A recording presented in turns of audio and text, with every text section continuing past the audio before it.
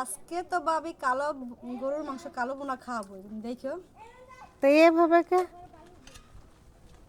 সব বাইরেলাম, মরিচ বাটা, রসুন বাটা, মশলা বাটা, জিরে বাটা, পেঁয়াজ বাটা, হ্যাঁ। সব একসাথে মাটান করবো। তারপর দেখো তাই।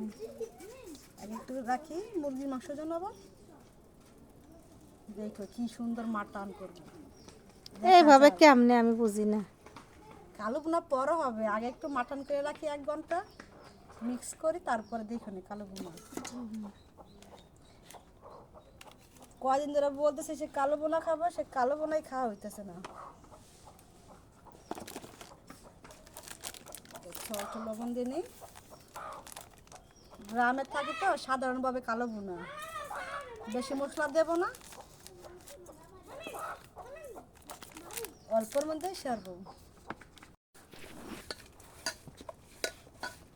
কালো বোনা দেখি কীরকম কালো বোনা রান্না করতে হবে। প্রতিদিন বলি যে গরুর মাংস কালো বোনা খাবো,